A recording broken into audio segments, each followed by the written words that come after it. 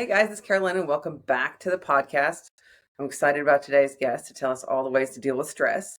Lolita Guarin is a stress management coach, 5-time best-selling author, speaker, and founder of Be Amazing You.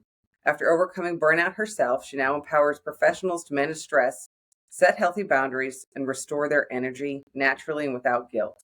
Through her C.A.L.M process, coaching courses, and podcasts, Lolita helps others live with more clarity, calm, and confidence. Good morning, Lolita. How are you? Thank you so much for being here. All right, so before we dive in, tell us about yourself and how you got to where you are now. I speak, the more listeners can tell that I'm not from US. I have the slight accent. I came from Lithuania 25 years ago now. And, I heard that the money grows on trees here, so I figured may as well I come to the forest and fetch some myself. And I knew there was a land of possibilities, and if I work hard, I will achieve my goals. So that's what I did. I worked 60, 70 hours a week, overtime, no lunch, of course, nutrition. What nutrition? Yeah. Sleep. You're so tired and exhausted that you barely can sleep, right? Because you're so exhausted, you cannot even sleep. And so I was really like bulldozing myself into success. That's what they call it. To the point that my body in my 30s said, "Are you kidding me? This is enough." So, when I end up in the emergency room and I've been told that all this happening to me is due to stress, I was in shock because, first of all, I'm in 30s. I'm supposed to be go, go, go. I'm supposed to be healthy, right? Like nothing happens in 30s. It happens maybe when you're old, not now. And that was a big wake-up call for me. So I started paying attention how I operate every day. And I started using stress management bandages, what they call. Okay, you take your time management, yoga, meditation, journaling, blah, blah, which we already all know this. But definitely it helped me a lot. And I became a coach. Not like I said, you know what, I will be cool to be a coach. No, actually somebody told me this, that you're so passionate about this, you should teach people. And I was like, I love helping people. But only later on into my coaching business, I realized that different people manage stress differently depending on our childhood, how we learn to manage stress from our parents, and also what kind of childhood trauma do we have. I turned out, my dad was alcoholic, so naturally I was more stressed out by default and constantly hypervigilant due to not being in a healthy and safe environment. That when I came to US and I started bulldozing myself into success, my body said, wait, we can do the default, okay? But now you just overdoing it, gal. And that's where all it really impacted my body, because as we know, body keeps the score. And so now when I talk about stress management, I don't talk about do the journaling and meditation, but I'm really digging deeper into where stress is coming from, but also why you react the way you react. So, what is stress and how does it affect the body? So, stress, I believe everything is outside of your comfort zone. Even you go on vacation, it looks like, hey, this is fun, right?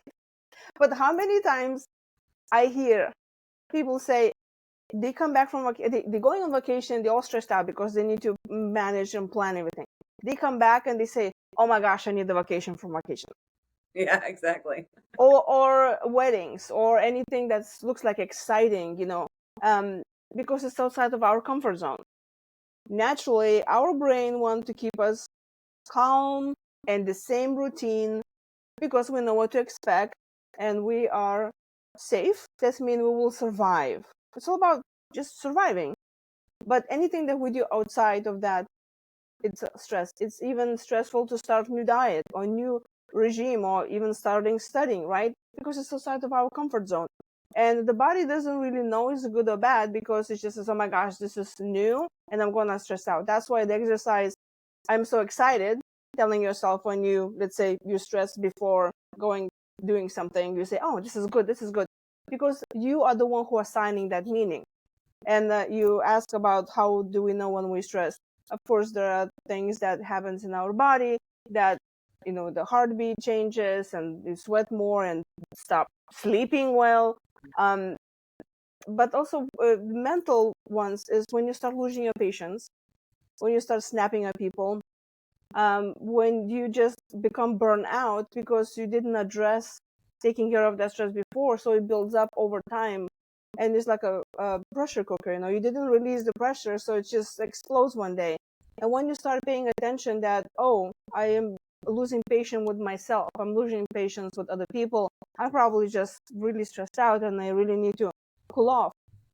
The tricky part is here is that, like I mentioned, I came from a very stressed out environment as a child. So for me, being stressed is my normal. And that is very difficult then for someone who grew up in a similar threshold. When you like, I'm always stressed, it could be difficult for you to realize when you're stressed because you always are. So that's why it's harder even to overlook those simple nudges of your body, of your mind saying, hey, you're stressed. You're like, oh yeah, this is my normal. So I just keep on bulldozing through it. It also depends on different people, how they manage that. So for someone could be like, hey, this is cool. I'm cool with that. And another one can say, no, this is so stressful. I cannot do it. So also stress management and how we take stress, and how we stress itself, how we do this, it really becomes down to individual. Gotcha. And what is how do women handle stress that might be different from men? Oh, that was that's such a great question. When I started researching more about stress, just really heal myself. Oh, who knew men and women handle stress differently? Because our bodies obviously built differently, and that's good because life is, it's more exciting when things are different. Of course, then it becomes stressed out because, but the women and men handle stress differently, and also I believe that's why there are a lot of women that are physically ill more than ever, because the men stress levels are taken care of in the body and the mental state by testosterone. The man needs to have enough of testosterone in order to be healthy, and they're stressed out. For the women, is the opposite. Testosterone is not good for us. We need to be bonding, oxytocin, dopamine, all of those things that helping us to feel together. So, for example, right now, we're all about women power and about, yes, you go get a girl, you do this, you do this.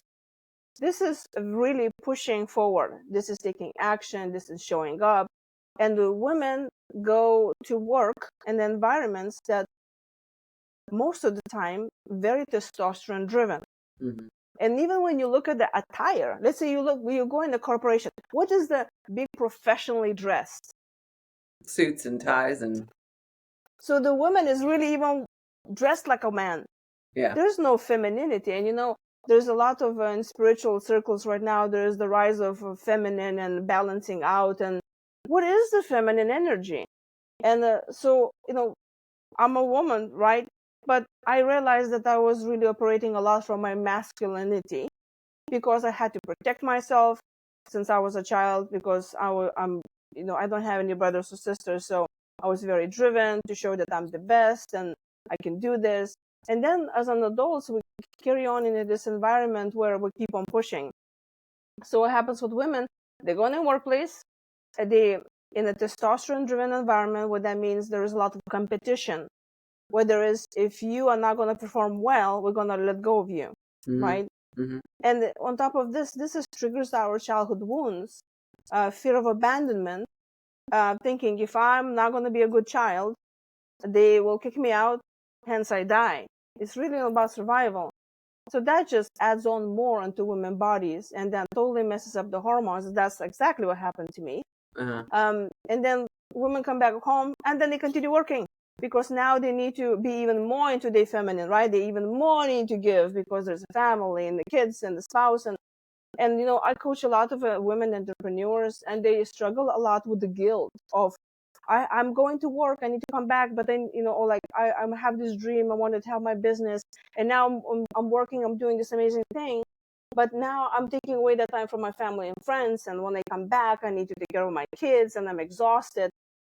And it is because we lost the purpose of we need to be in our element and we need to take care of ourselves. Mm-hmm. So women need to relax. So if, let's say, a woman goes to work in a very testosterone driven environment, or even if she's sitting at home, but if her job means pushing, go get it, all kind of like this masculine energy, if she does not give herself permission to relax, or just do things that she likes to do, one thing, and now listeners can ask themselves, do you do every day something that make you happy, even for 5 minutes? Because if you do not do something that you like, that means you're not honoring your own needs. You're not honoring yourself. Mm-hmm. That means you're abandoning yourself. That just triggers more of the wound of feeling fear of abandonment from your childhood. Gotcha. That's why when you do something even small, you show yourself that you are not abandoning yourself, you're honoring your needs, you're showing up for yourself. And that's where the true healing starts, when you say, I'm going to stop for 5 minutes. And especially women in our society, and I come from Europe, right? But it's the same thing. It goes from generation to generation of this martyrdom of Yeah. you just need to give, give, give, give. When you think about it, how can you give if you have nothing inside to give? So we need to let go of that guilt and learn how to really nourish ourselves and take care of ourselves. And the way to offset the women's stress is when women start giving to themselves, and the society will allow women to give to themselves. Gotcha. Yes. It's hard to do in today's society. Tell me about your C.A.L.M method. So I was working with multiple clients for over years on those, and I realized that there were some things that really work. And I thought to myself, I probably should just put that in the system and create something that is easy to remember. That's how the C.A.L.M process came along. And I think it just works beautifully if you work the progress, and it doesn't have to be really that complicated, but also can be used for very silly, stressful situations like stuck in traffic and dealing with the family drama and all that. So, do you want me to go over the steps? Yeah. So the C.A.L.M stands for 4 steps. So the C stands for control. We really need to pay attention in any stressful situation. Can we control the situation? For example, we cannot make other people feel something. We cannot control other people. It's like stuck in traffic. It's not like you're gonna go around and start pushing cars. Yeah. Honking and making upset, that's not gonna work either. No. But what can control is realizing that you can control your attitude. Yeah. That's really the only thing you have control over in most situations. What you do. And the more I work with my clients going through this process, and I see how they operate, and I realize a lot of times that people have a difficulty of control. It could be that, let's say, if you came from a very wounded childhood where you've been told to shut up and sit down, your opinion don't matter, you will have difficulty of making decisions. And even deciding for you in a stressful situation, can you decide, can you control or not? If that power was never given to you or was taken away, you will be feeling hopeless. Yeah. So even asking this yourself could be complicated. Mm-hmm. And then there are a group of people who they always been very independent and go-getters from the day one, like me, and I'm a control freak. So I probably will be that insane who was on the road to start pushing cars. I understand. And how many times do we get in so much stress because we're trying to control other people? Oh yeah, all the time. But let's address why. It's not that they say, oh, she's control freak and oh my God, that. It's about safety. Because if someone, like for example me, I came from an environment I didn't feel safe, for me to have control, that's how I soothe my brain. Like, okay, I will control this, that means I'll be safe. Yeah. So when we see somebody who's a freak, just wants to control everything, it's really not coming from the place of that they just want to be like this bully. It's about safety. So we need to approach this with empathy, but also we need to give empathy to ourselves. So the moment when you think, oh, I'm stressing out about deciding even, can I control the situation or not? You need to kind of give yourself a break and ask yourself, okay, why do I think that way? Why don't allow myself to do this? What's behind it? Dig deeper into what's really going on, because a lot of stress is really coming from there. And when you think about it, a lot of stress coming about this most of the time about the future, about what's going to happen. And they say we are afraid of the future because we've been hurt by the past. Yeah. And if you will take care of the future, then you feel calmer. So I always recommend, for those of you in a stressful situation, when you like, and this is like a little side note, prepare yourself for the worst. Take a piece of paper and go all the things that you can do if that thing will happen to you. And when you really revisit that, then you'll be like, okay, I will know what I need to do if this happens. And then you feel more in control, and then it calms you down. So that's the first step, is decide, can you control it or not? And when you decide like, oh yes, I can control this. I mean, I cannot control maybe the circumstances of people, but I can control my own attitude. And that's when you shift to the step number 2. What is letter A stands for? Acceptance or appreciation. And that's really where you change the point of view about the situation. And what they say, when you change attitude towards something, the thing changes. And yeah, it's the way there's always a silver lining in something. Yes. If you really want to look at it. And I love, there was a study done with a group of doctors. They were working a lot with dying cancer patients. And they split up. The group was always meeting the same day, and they will be supporting each other by just saying how they feel. And most of the time those conversations were like, I just had the surgery a month ago, surgery went well, but guess what, the patient still died and I couldn't save them.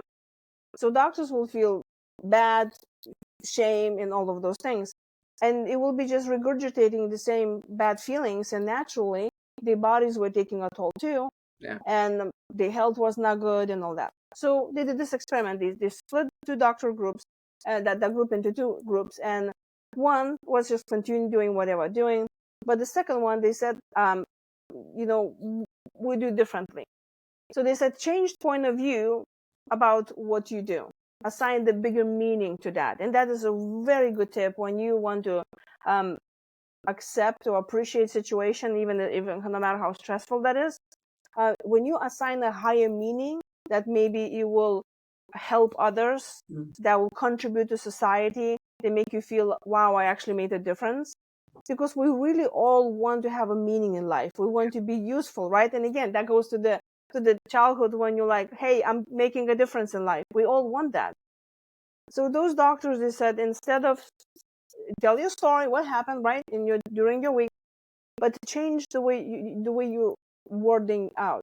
So they said, instead of saying, oh, the patient that they had the surgery a month ago now died and they lived only 1 month, now you can say, I'm happy to report that my patient that they did surgery a month ago lived a whole month, and he was able to say goodbye to his family members and get his things in order and everything. So, okay, somebody who listening in right now, they can say, well, yeah, it's easy for you to say doctors, okay, whatever, and I have to deal here with the preschooler and then lunches and all of this stuff, right? And then standing in line to pick up my kid, and this is so stressful, oh my God, and you tell me I need to take care of myself, when? So when you catch yourself in that situation, you're going through the calm process, when you say, you know what, I cannot control the cars moving forward, but I can control my attitude. And especially that has to do with your everyday life. You can start shifting your mindset into, I get to get my kid to school. Yeah. I get to make the lunches. and I'm contributing to the society for the humankind by doing my best I can, because you all do. You do all the best you can, really. Even sacrifice yourself. I mean, how more best can you do? And get rid of that shame and guilt that you're not doing enough, okay? Because you do. Because you do the best you can. And you say, I'm doing the best I can, I'm contributing, and I'm growing this amazing human. That maybe they will change the world, maybe they will do something, they invent something, or maybe they will change the world by their own presence because how funny they are. Mm-hmm. And this being you. And do you feel how the energy changes? Yeah. It's way bigger than complaining about everyday BS, right? It actually has a purpose and it means something. And the complaining part, commiserating, all of this, it's really coming again from our patterns. That's how we learn in our society to be accepted. You know, there was this funny story. My mom's sister, my aunt, came all the way from Lithuania, and we were driving to drive around US, and we went to Grand Canyon and different places, and we were driving. My dad is driving, I'm sitting next to him, and we just joking, whatever we always do. And my mom is sitting with her sister in the back seat. And I hear this conversation when each of them opens the purse and they go in through the pills. And each of them are showing off which one is sicker. Oh, gosh. And then I realized, I'm like, that's bonding. Yeah, it is. So I think stress is a badge of honor in our society. No, I agree. It is really coming from the wounded childhood of, because you haven't been seen for who you are, being accepted and validated enough, then you think you need to be useful. Yeah. And when you ask someone, let's say you haven't seen somebody for a week even, or years, and you say, hey, how are you? What's the first thing that comes from people's mind? Oh my gosh, I'm so stressed out. I'm so busy. Yeah. I'm busy. Because what that signals is, I'm needed. Don't get rid of me. Mm-hmm. So as soon as we get rid of that badge of saying that we always have to bulldoze ourselves into success, then things will change. And that commiserating together, it's bonding us. Complaining about something is bonding us. And even right now, like in US politics, there's a lot of stress and economy and all of this. But when the coworkers get back on Monday with the coffee, they bonding. Yes. And gossiping, it's bonding. We just need to change the things about what we bond about. Absolutely. But it is coming from generation to generation to generation to generation. So we cannot say that, oh, how bad we are. Again, let's start with empathy and say, you know what? I'm feeling like I'm going to say something negative. How about we're going to start talking about something positive? And you can start from yourself. So when you change your point of view, let's go back to the process. Then you go to the last two letters. It's L and M. And before you start that, it's a great idea to really assess the situation and what are you doing? It's not about your mental state now, but about what you do. Of course, you could be doing stressing, winding yourself more and more, getting more angry. Yes. So you can write a list or just kind of go in your mind, like, okay, what is that I'm doing now? What are my actions? And then you need to identify, is it helping you or is it hurting you? Yeah. So then letter L stands for limiting. Limit what don't work. It doesn't work really when you're angry. It doesn't work honking, pushing cars, yelling at people. That's not going to work, right? But in any situation also that has to do with relationships or stressful workplaces and anything that involves a little bit more than just honking, in the car, it could be seen that you don't have really control over this, but also there is a loyalty there. It's very important. Let me explain, right? You're like, what are you talking about? So there are a lot of things that we do in our lives that we've been taught to do. Just like I said, we all commiserate because it's bonding us. So when you look at something, let's say action step that you do, let's say eating chips after, or eating cookie after dinner, okay? Mhm. You're like, okay, that's not really helping me, but why am I doing this? Because it could look like I'm insane. Why would I be hurting myself? Like, are you insane? But we do. So we need to really ask ourselves, where is this really coming from?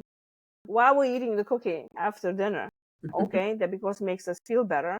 Okay, why do we need to feel better? Because I was stressed out, because I didn't feel loved and appreciated.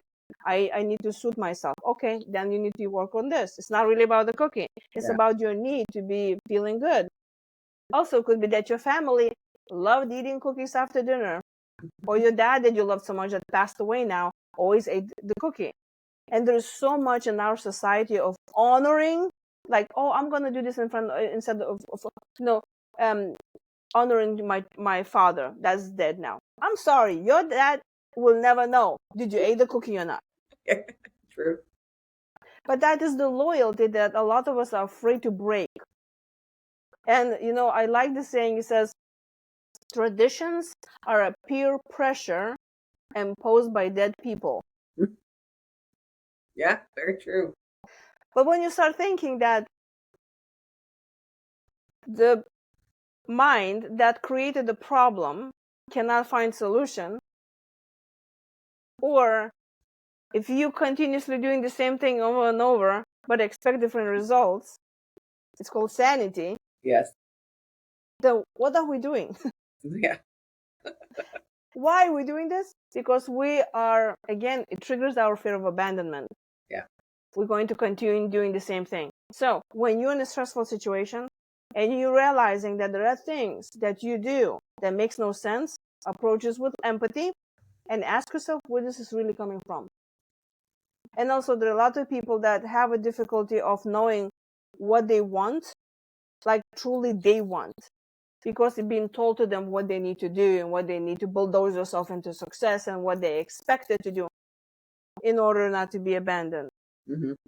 So eliminate things or make less of what doesn't work for you. Now, multiply. M stands for multiply. When you see that there are things actually that work for you, you just do more of them. And somebody can say, are you kidding me? I don't have time for this. I'm like, great. Eliminate things that don't work and you will have time. And this really depends on you to making that shift.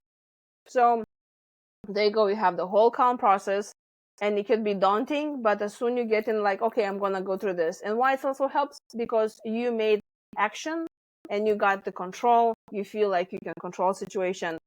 You're not abandoning yourself and your needs, and that will help you go through the next stressful process again. And what the beauty of this is, the more you stand your ground, you're not abandoning yourself and your needs, and you take care of those stressful situations, you build a trust with yourself. So then you learn not to be afraid of the future so much, because you trust yourself that you will manage that no matter what will happen to you in the future. Yeah, absolutely. So tell me about your favorite client success story. Um, I'll do right from. I think what really stood out for me, the one client right at the beginning when I just started coaching, and that what really inspired me so much to really continue doing that. I was in a networking event, like when you have a business, you're supposed to network. I mean, I think Yeah, this is 20th century, everything is online these days. So, I know. I agree. but everybody have their own thing. Say, you do you, boo, right? As long as it does not Hurt give somebody you else. lawyer for somebody else is right. And so there was a lady, and she said she has a husband who is very, very stressed out. He has a business, and she purchased a package for him to do stress management with me. Bad idea. Okay, you do not tell what other people do. I already knew it, and I was like, did you talk to your husband? Like, oh no, this is gonna be a gift. I'm like, okay, we'll see how that's gonna go. Exactly. Well, of course, the husband never wanted even to see me, never talked to me. He's like, are you kidding me? I don't have time for this. It was not his decision. No surprises yet. But since she already purchased, and she was like, well, I don't want to, refund, but how about, we're all stressing out, and I find out that she has neck problems, that she was looking in the surgery for her neck, the doctor, and all of this. They were trying to find out what it was, and But then she said, let's just do stress management, and we went through the whole 10 package, like what I really recommend, because stress is a pattern that you learn, and you need to change your life over, it takes not one day. Yeah. Exactly.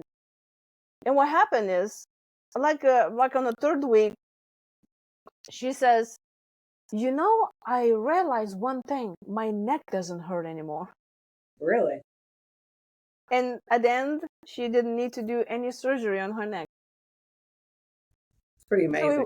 So it was really stress based. Like it was roll sitting in her neck, and she didn't really connect those two at all, because a lot of times we don't connect. But as you know, the body keeps the score. A lot of diseases, illnesses, really coming from your stress levels. So that after that, I realized that, wow, it's really impactful. You can change somebody's lives, or they can change their own if they really start managing that. And that's why I kept up, and now I'm a coach over 10 years. So what does coaching with you look like? It is very personal, and I definitely will work through the C.A.L.M process, because I think we need to learn how to do that, because that's like your toolbox that you take care of yourself whatever something happens. Then you pull it up, and like an emergency kit.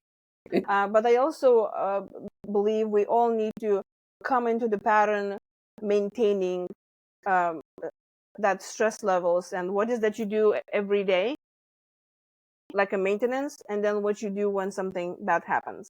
So when we get into those patterns and we see what works, what doesn't work, and then finding the path, how we can approach this in the future, what can we eliminate, what we can add, and then being consistent. And any coaching is accountability partner. It's not cheering you on and saying, okay, you can do this. And everybody approach their stress differently, and sometimes looks like it's hopeless, but it is. And there's a lot of, for those clients who eager to get down deeper, then we really talk about, okay, where do you think this is coming from? Do you have like any childhood trauma that's maybe influencing? And again, I'm not a therapist. This is not a therapy session. The difference between therapy and coaching, I believe, is the therapist is like a archaeologist, is digging out to see what happened there. But the coach is like an architect. He says, okay, this is what we have, but what can we build out of this? Gotcha. Awesome. Well, if people wanted to learn more about you and your coaching, where would they go? They just go to my website, beamazingyou.com. Awesome. Well, thank you so much for taking the time and being on the show. Thank you so much for interviewing me.